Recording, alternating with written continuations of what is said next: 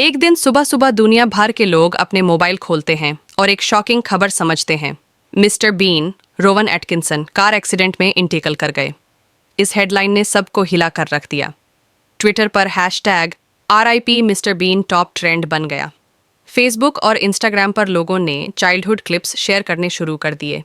किसी ने लिखा, मेरा बचपन मिस्टर बीन के बगैर सोचा ही नहीं जा सकता।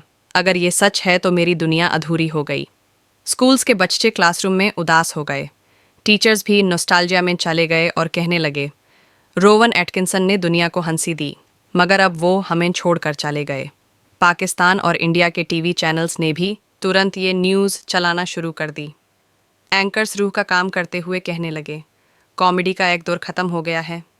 फैंस ने मिस्टर बीन के iconic scenes, red car, teddy bear और उसके फ़नी एक्सप्रेशंस दोबारा देखकर आंसू बहाए। कहीं लोगों ने कैंडल लाइट विजिल्स रखे, कहीं लोगों ने उनकी तस्वीरों पर फूल चढ़ाए।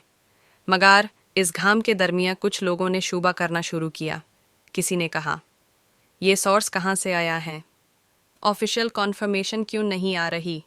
फिर कुछ घंटे बाद एक वीडियो सामने आई। रोवान एटकिंसन खुद मुस्कुराते हुए दिखाई दिए। उन्होंने हंसी में कहा, मुझे लगता है मैं दुनिया का वो इंसान हूँ जिसे सबसे ज़्यादा दफ़ा मर दिया गया है और फिर भी मैं ज़िंदा हूँ। ये सुनकर लोग पहले हैरान हुए, फिर ज़ोर ज़ोर से हंसने लगे। फैंस ने कहा, वाह मिस्टर बियान ने अपनी मौत को भी कॉमेडी बना दिया। इसके बाद असली बात समझ आई, ये सब सिर्फ एक फेक न्यूज़ थी, एक अफवाह थी जो किसी ने सोशल मीडिया पर फैले थी। मिस्टर बीन बिल्कुल सेहतमंद और ज़िंदा थे। दुनिया भर के फैंस ने सुकून का सांस लिया। बच्चे हंसने लगे, टीवी चैनल्स ने अपनी गलती तस्लीम की और मिस्टर बीन फिर से दुनिया को अपनी कॉमेडी से खुश करने लगे।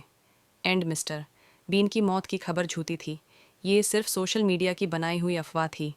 असल में रोवन एटकिंसन अब भी जिंदा हैं, ठीक हैं और लोगों को हंसाने के लिए मौजूद हैं।